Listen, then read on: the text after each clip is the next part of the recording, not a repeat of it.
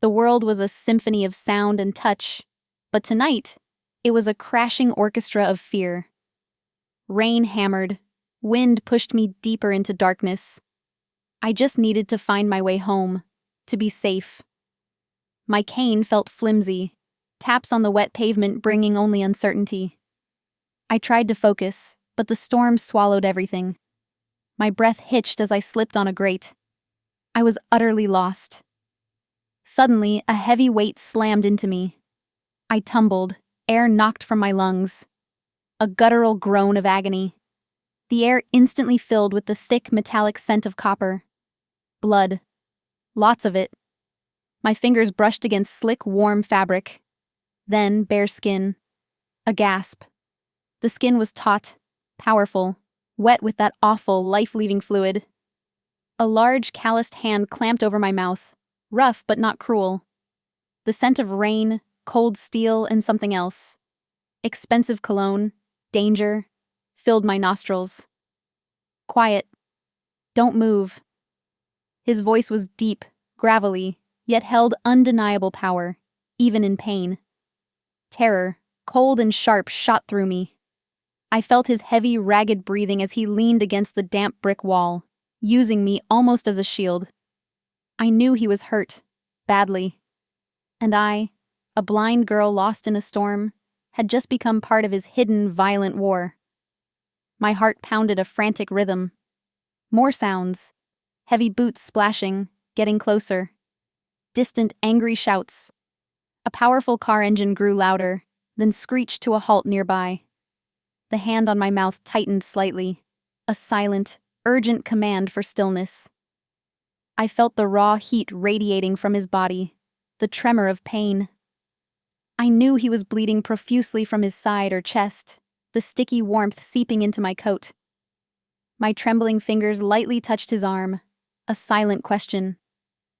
They're here. Find somewhere to hide. Now.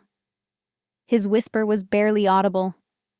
Despite my fear, clarity cut through. I couldn't see a hiding place, but I sensed it. A tight space between dumpsters and a fire escape. Barely big enough, but shielded. I tapped his arm, a quick, urgent signal. My voice muffled, barely a whisper. This way. Left. Small space. Alexander hesitated, then slowly, carefully he moved. He still held me close, pulling me deeper into the shadows. His movements were precise, silent, even injured. He trusted my guidance, a blind woman he just met, in a life-or-death moment. His reliance on me sent a jolt, not of fear, but of a strange, powerful connection. We squeezed into the impossibly tight space. I was pressed against rough brick. Alexander was a warm, bleeding mass behind me, his breath hot and ragged against my ear. The scent of blood was overwhelming now. I felt his wound, a sticky, soaking patch on his side, through my thin coat. It was deep. From our hiding spot, I heard approaching footsteps, much closer now. 2 men. Their voices were harsh, Russian, loud, angry shouts of a hunt. He was hit. No way he got far. Check every corner. He's Volkov. He's always gone. But he can't disappear if he's bleeding out. The footsteps paused, agonizingly close. I squeezed my eyes shut. My heart hammered. Alexander was utterly still behind me, barely breathing. I felt his pain, but also his immense control. The silence stretched, thick with unspoken threats, before the men moved on, their voices fading into the rain and distance. Alexander waited a long moment, listening. Only when the car's roar was gone did he slowly release me. He pulled himself out of the tight space, grunting in pain. I followed, shivering from cold, lingering fear, and intense proximity to danger.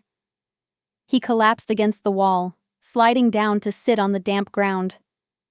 I heard him fumbling, tearing at his ruined jacket, trying to assess his wound. His breathing was too fast, too shallow. He was a dangerous man, a predator. But now, a wounded animal. And I, the prey, was the only one who could help him. A strange twist of fate. A powerful man's life, now in the hands of a blind girl. It's bad. I need to stop the bleeding. Now. His voice was strained, desperate. I extended my hand, not from fear, but a surprising urge to help. Let me. I can help. I knelt beside him, barely noticing the cold. My fingers searched until I found the deep, ragged wound on his right side, just below his ribs. It was still bleeding steadily.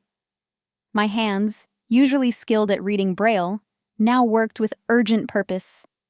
I had touch. And in that moment, touch was everything.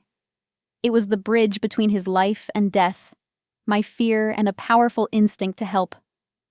I ripped fabric from my soaked coat.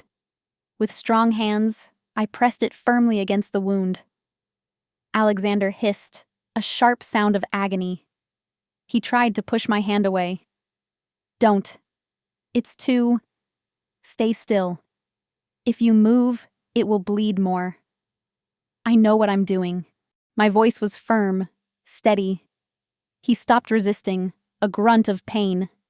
His head fell back against the cold wall. I felt his body shaking from pain and weakness. The pressure was intense, necessary. I felt blood soaking through the fabric.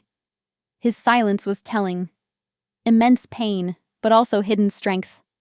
A man used to control, now helpless. He was in my hands. I remembered first aid lessons, pressure, warmth, get help. But where here?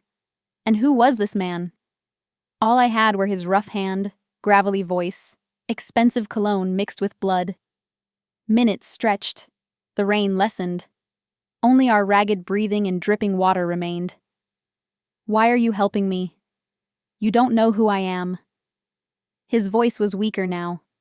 I kept the pressure. I felt his blood slowing, thickening. It doesn't matter who you are. You're hurt. Everyone deserves help. He let out a short, humorless laugh that ended in a cough. Not everyone. I felt him shifting, trying to sit up. No, you need to stay down. The bleeding has slowed, but it's not stopped. You need a doctor. No doctors. Not for me. His voice was suddenly colder, firmer. No doctors. What kind of man couldn't go to a hospital? A dangerous one. But my fear was mixed with curiosity, responsibility. I had started to save him. Could I leave him? I slowly took my hand away. The coat piece was dark red. The wound was no longer gushing. Much better. It's still open. It needs stitches. He pushed himself up with effort, leaning against the wall, a grimace of pain. I know. I'll handle it. He tried to stand, but his legs buckled. I instinctively reached out, hand finding his arm, steadying him. His muscle was like steel. He leaned on me for a moment, a weakness he clearly hated. I need to get out of here. My people. They'll be here soon. His people. The word hung in the air. He had an army. An army, I realized, not welcome in daylight. Where will you go? You can't just walk out like this. You're losing too much blood. I have a place. Not far. He moved away, testing his weight. Unsteady, but determination etched into his every sound. He refused to be broken. You need to be careful. He paused. I felt him looking at me. The alley was silent again. Thank you. His voice was softer now, a surprising note of gratitude. He turned to leave, footsteps heavy and uneven. I should have let him go. Walked away, back to my safe world. But something stopped me. A thread, invisible yet strong, had tied my fate to his. My life would never be the same. As Alexander stumbled again, reaching out blindly, I knew he wouldn't make it far. He was too proud to admit it, but he needed more than thanks. He needed a guide. For some crazy reason, I felt I had to be that guide. You're not going anywhere alone. You'll collapse. I don't need your help anymore, girl. I know my way. His voice was strained, pride battling pain. No, you don't. You're losing blood. Your sense of direction will be off. Let me take you. My apartment isn't far. It's safe. Private. No questions. No doctors. Just rest until your people come. Alexander froze. Trusting a blind stranger to lead him, Alexander Volkov was unheard of. Yet, her voice held quiet strength, undeniable logic. She was right. He was weak. The thought of collapsing in plain sight was worse than death. His own men would draw too much attention. You don't know what you're offering. If you lead me to your home, you will be involved. There's no turning back. Do you understand? My world is not safe. His voice was low, filled with warning. A promise of a life changed forever. A final chance to escape. He offered me a way out, a chance to forget.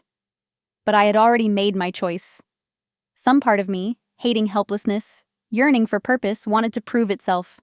To him, to myself. I understand. I choose to help you. He didn't answer for a moment. Then a heavy sigh. All right, lead the way. But if this is a trick, there will be nowhere to hide. His voice held a chilling promise of brutal payback. I shivered, but pushed it down. I knew the risk. I was choosing it. I moved slowly, my cane tapping. I guided his hand to my shoulder. He was hesitant, then his weight settled, heavy and solid. Intimate, our bodies moving as one. His safety depended on my senses, my knowledge of the city. We moved through winding alleys. My internal map became our guide. Every broken pavement slab, every dumpster. I led him away from streetlights, through deep shadows, past faint sounds of late-night life. Each step was a prayer. That his enemies weren't lurking. That I wasn't leading us into a trap. That this dangerous man wouldn't regret trusting me. Alexander leaned heavily, his breathing ragged. I felt his body growing colder, his strength fading. He barely spoke, only grunted. His silence was a heavy weight of suffering. We finally reached the back entrance of my old apartment building. A worn brick structure, unremarkable. The air here was calmer, free from the alley's tension. We're here. One flight of stairs. It's old, be careful. The handrail is loose on the left. I fumbled for my keys, my fingers shaking with relief and exhaustion. The old lock clicked open. I pushed the heavy metal door inward, revealing a dark, narrow hallway that smelled of dust and old cooking. I led a wounded lion into my den. My small, quiet sanctuary. I had no idea if I was truly protecting him, or simply walking into the mouth of a much bigger, terrifying beast. But the choice was made. My quiet life was irrevocably over. I guided Alexander through the dark hallway. My small apartment was simply furnished, neat despite its age, smelling faintly of old books. I moved with practiced ease, my cane barely touching familiar obstacles. I led him to a worn armchair in the living room. Sit here. Carefully. It will be easier to tend to you. Alexander sank into the chair with a pained groan. He dropped his head back, body tense, but exhausted. I immediately went to work. I found my small first aid kit, my hands moving quickly. I poured water into a kettle, setting it on the stovetop. The gentle hiss of gas filled the quiet space. My world was small, a haven of sounds. Now, invaded by a man who smelled of danger and power, whose pain radiated through the room. A strange mix of fear and purpose. This was a new, wild path.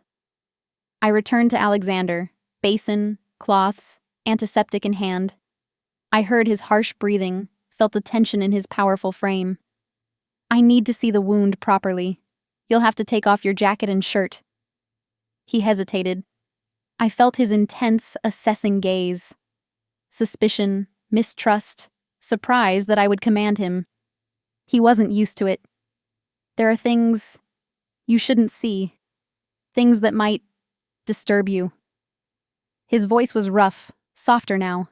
A strange vulnerability. He was warning me, trying to protect me from his grim realities. I can't see anything. I can only feel. And right now, I feel you need help. What I see won't change that. My world is already one of shadows. He remained still. Then, slowly, he began to unbutton his shirt, hissing in pain.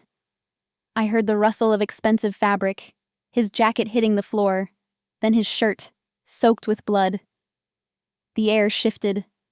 The scent of blood was stronger now, mixed with something wild and masculine. I knelt beside him, my fingers exploring the deep cut. Still bleeding. I felt the tight, hard muscle of his abdomen, his powerful torso. He was built like a warrior. His body was a roadmap of a violent life. Scars crisscrossed his skin. Not an accident. A man who lived in a war zone. And I, the blind girl, was patching him up. I cleaned the wound gently. He flinched once, but otherwise remained perfectly still. Immense self-control. His body trembled slightly. It's deep. And it's ragged. It absolutely needs stitches. I don't have what I need here. I can't exactly go to a pharmacy for surgical thread. I sighed. This was beyond my amateur abilities. You're resourceful. I'll give you that. But no. No doctor. No pharmacy. They would ask too many questions. My world. It does not mix with theirs. Then what? You'll just bleed out? Get an infection? You'll lose an arm, or worse. My people are coming. They'll bring what's needed. They are equipped for this kind of situation. His people. The thought sent a fresh, cold wave of unease. What kind of people were equipped to stitch gunshot wounds? What would they do when they found him here, with me, a blind witness? Would I be help or a problem? A loose end? I continued cleaning, trying to ignore the chilling questions. I felt the sudden tension in his body. A new sound, faint but clear. The soft, powerful hum of a precision-engineered engine, slowing outside. Not like the earlier car. This one was precise, controlled. They're here. Do not make a sound. Stay here. Move into the corner. His voice was low, urgent, a sudden return to command. The danger was not over. It had just walked into my home. My heart leaped. The engine cut out, replaced by car doors closing. Then a firm knock, louder, insistent. I'd never heard a knock like that. Demanding, confident. The knock wasn't a question. It was a command. My quiet apartment, my haven, suddenly felt like a cage about to be opened by dangerous strangers. Stay calm. Do exactly as I say. Do not speak. His voice was a low, urgent whisper, a steel thread of control. Another knock, heavier, rattling the flimsy door. Enter. The lock clicked loudly, the heavy door swung open. I heard heavy footsteps, rustle of expensive clothing, scent of ozone and metal. Guns. 2 men entered. Silent precision, like trained soldiers. Their presence filled the small space with menace. Boss, are you all right? We lost them. Those fools won't trouble us again. His voice was deep, gravelly, betraying no emotion. He spoke Russian, but the intent was clear. I am fine, Roman. A small setback. We have a guest. I felt their eyes on me. Harsh, assessing stares, suspicion. I stood still, hands clasped, trying to appear small, harmless.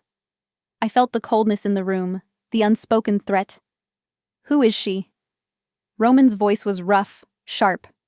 She saved my life. Show respect. She is to be protected. She is under my care. Alexander's voice was suddenly protective, sharp as a knife. The words hung in the air, a shield over me. I felt a strange mix of fear and powerful relief. Protected. The thought warmed me, even as danger pressed in. Protected. From whom? And from what? I knew the answers would be grim. But for a moment, that word felt like a shield, something I hadn't known I desperately needed. One of the men, Roman, moved past me with surprising speed. He carried a black doctor's bag. He was big, silent, efficient. He knelt beside Alexander, his movements expert. Clearly not a doctor, but used to handling injuries in illegal settings. The bullet grazed you, boss. Nasty cut, but no exit wound. We'll need to clean it deep. It will sting. I heard the rustle of sterile instruments, snap of latex gloves. The air filled with sharp disinfectant. I stood apart, watching through my other senses. You can go to your room, if you wish. We will handle this. It will not be pretty. Alexander's voice was softer now. He was giving me an out. Number 1. I helped this far. I want to know you'll be all right. I want to know the bleeding stops. I shook my head, my resolve surprising myself. I needed to see it through. Alexander remained silent. I felt a flicker of surprise, then perhaps approval. Roman worked quickly, efficiently. I heard Alexander hiss in pain a few times, but never cried out. His control was absolute. I heard the faint snip of scissors, swish of antiseptic-soaked gauze, then rhythmic pull of needle and thread. Stitches. The other man, Ivan, remained by the door, a silent wall. He never moved, but I felt his constant watchfulness. After what felt like an eternity, Roman spoke.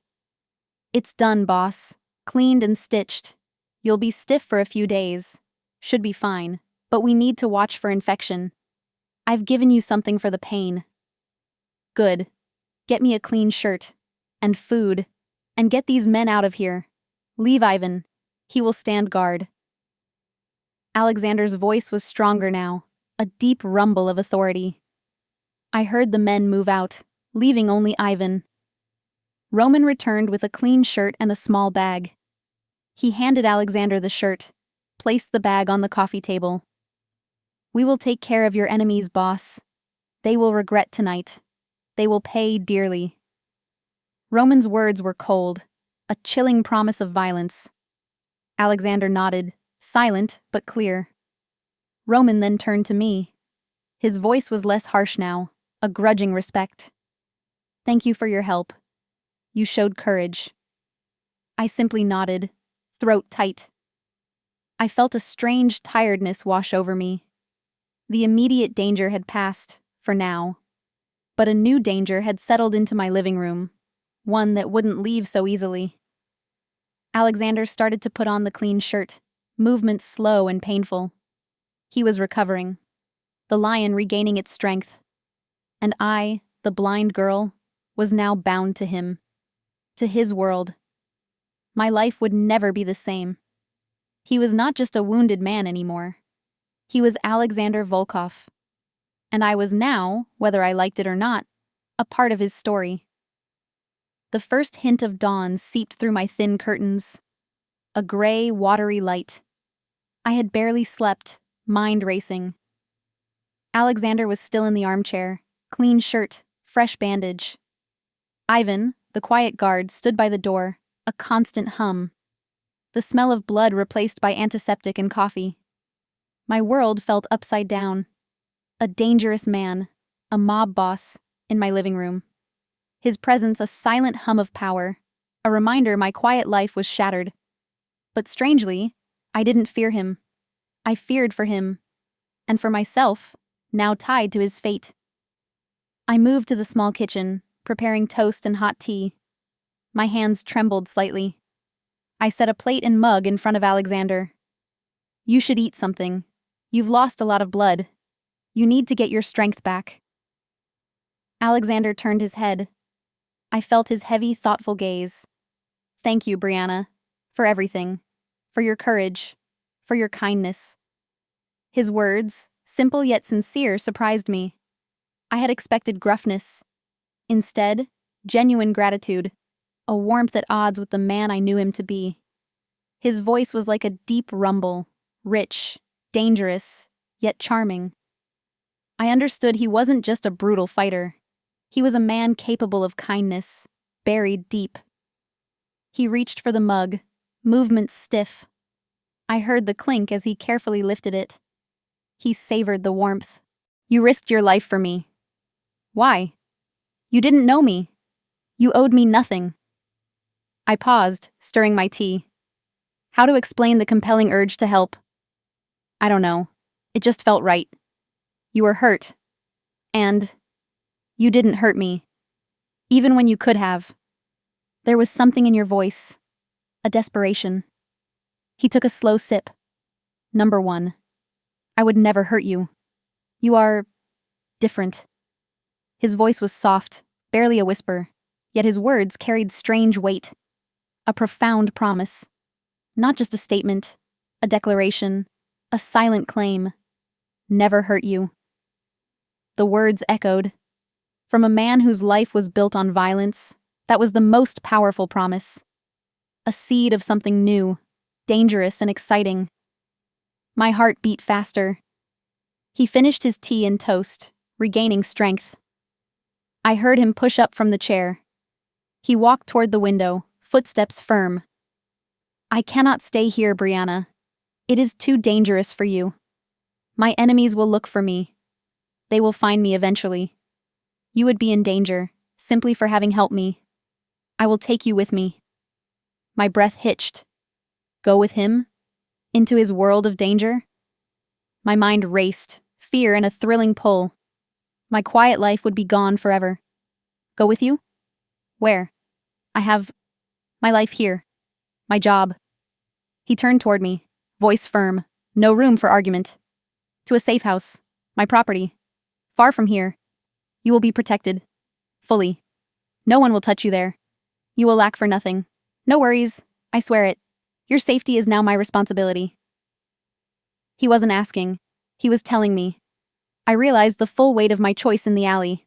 I hadn't just saved a man. I had entered his world. Now he was drawing me deeper, offering protection. I thought of my quiet life, my small job, my limited world. What did I truly have to lose? A lonely routine? He was offering absolute safety, a shield against my quiet fears. But at what cost? My sister. I have to check on her. She lives across town. She has a hard life. She works too much. I can't just leave her. Alexander's response was quick, certain. Your sister will be brought to us. She will be safe. I will ensure her protection also. She will want for nothing. Whatever she needs, it will be provided. I was stunned. Not just me, but Lena too. An overwhelming offer. A burden I had carried, lifted in a single breath. He was offering me a new life. A golden cage, where I would be safe, and my sister too. A choice between my vulnerable world and a dangerous but protected future. The allure was undeniable. Why? Why are you doing this for me? Why take on such a burden? Alexander stepped closer, his presence warm, intense. I felt the heat of his body, the faint scent of steel and cologne. He reached out, his hand gently touching my cheek. Firm, yet surprisingly soft. A touch that claimed, that promised, that soothed. You are mine, Brianna. You saved me. You brought me back from the edge. And now I will save you. From everything. And from everyone. No one will ever harm you again. Mine. Dangerous, dark, possessive. Yet it spoke of absolute protection I'd never known. It wasn't a threat. It was a claim, a deep certainty that thrilled and unnerved me. His hand on my cheek was warm, an anchor in the swirling confusion. I had saved his life, and in return, he was claiming mine. I nodded slowly, silent acceptance. Alexander removed his hand. I felt the warmth linger. He spoke to Ivan. Ivan, bring the car around. We leave immediately. Take only essentials. Roman will arrange for the rest of her belongings. Ivan nodded, vanished. His footsteps faded. Alexander turned back to me, voice softer, personal. Pack what you need. A few things that hold meaning. We will get everything else. Do not worry about anything. I moved on instinct, reaching for my Braille books, a framed photo of Lena, a small music box. As I packed, Alexander moved carefully, checking the apartment, ensuring nothing connected him to this place. He was absorbing my world, learning the contours of the life he was about to rebuild.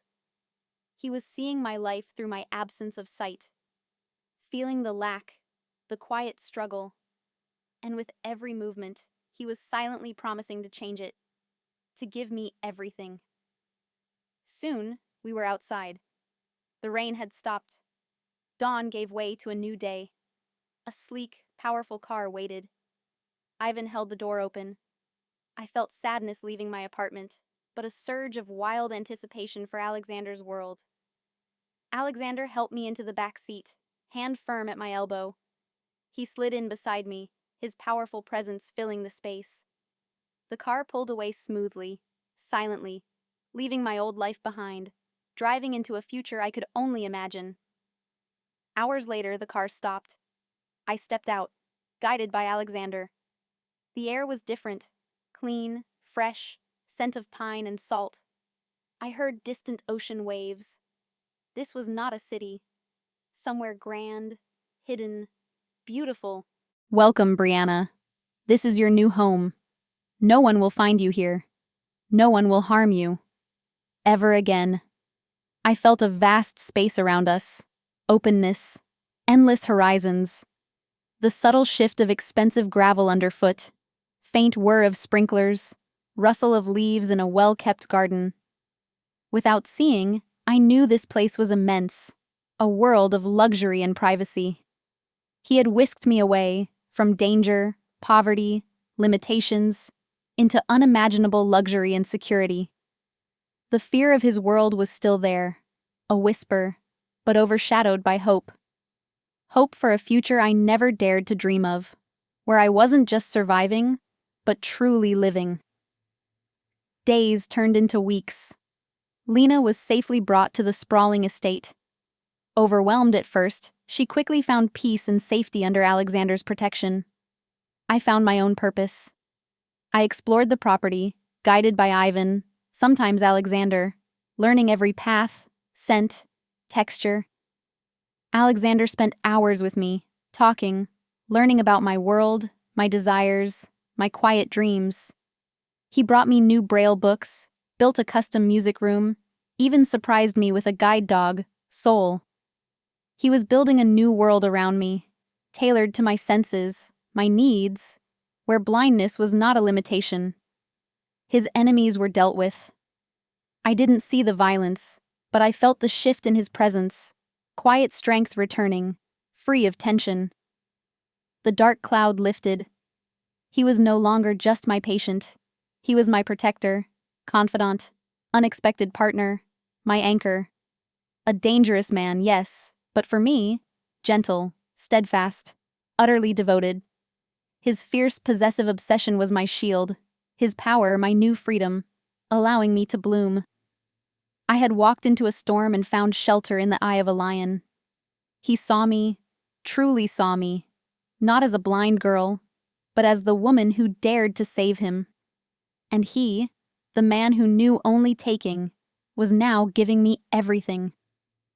My sightless world had opened up, wider and more vibrant than I could have ever imagined.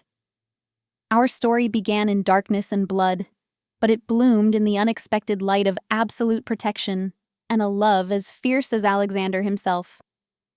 I was no longer just Brianna. I was his Brianna.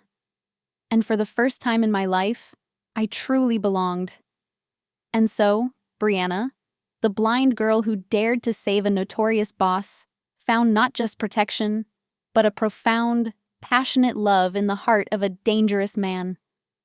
Her world, once small and shadowed, became vast and vibrant, guarded by the very force that threatened to consume it. She found not just safety, but purpose, empowerment, and a love that transcended sight, seeing into the deepest parts of her soul. What an incredible journey of courage, devotion, and unexpected romance. Brianna's strength in the face of fear, and Alexander's fierce, unwavering protection truly show how love can bloom in the most dangerous of circumstances, transforming lives in ways no one could predict. Their story reminds us that true connection isn't about what you see, but what you feel in your heart. If you were moved by Brianna's bravery and Alexander's fierce loyalty, if you believe in the power of a love that protects and transforms, then hit that like button and subscribe to our channel for more amazing stories of rescue, passion, and powerful connections. Don't forget to ring the notification bell so you never miss another thrilling tale of unexpected romance and unwavering devotion. Tell us in the comments below. What was your favorite moment in Brianna and Alexander's story? Did you expect Alexander to be so gentle and devoted to her? And what other kinds of dangerous men with gentle hearts and the courageous women who change their lives would you love to see stories about? We love hearing your thoughts and suggestions. Join our community of romance lovers who believe in the power of true love to transform even the darkest lives, proving that sometimes the greatest heroes are found in the shadows and the deepest love from the most unlikely hearts.